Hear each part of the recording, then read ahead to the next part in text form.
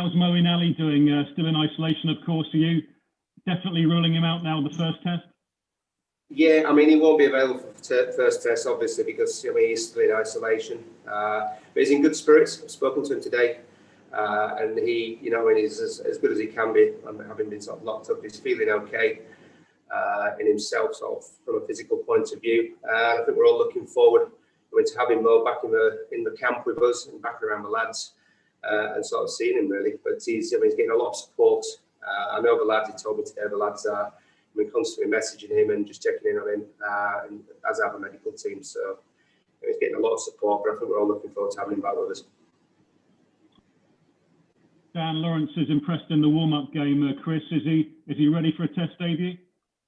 I think he's ready. I've known Dan for a long time now, having sort of coached Essex second team while he was coming through there as well. He's a great character, he's a fighter, and obviously his skills are there as well. So, should he get the nod, I have every confidence that we're successful. You rightly say you've worked with him for a good number of years back to the Essex Tuesdays. What was it particularly in those early days that impressed you about him? And also, did you think then that he had the ability and the temperament to make the step up to international cricket? I think the one thing that Dan has always done, even from a young age, and it will stand him in good stead now, is the fact that he does it his way.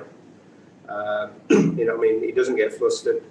He doesn't worry about who the opposition are. He gets on and does his job in his way.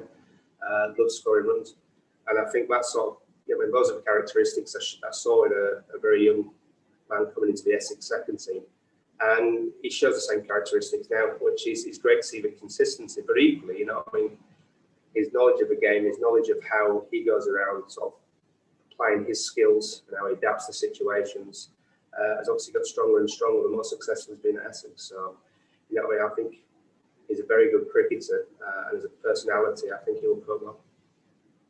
In 2021 for English cricket, how excited are you to be leading this group of players into what potentially could be a historic year for English cricket?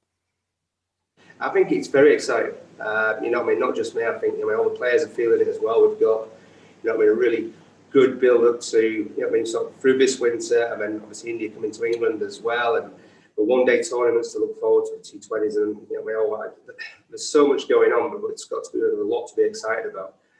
And you can feel by the camp. You can feel the excitement here.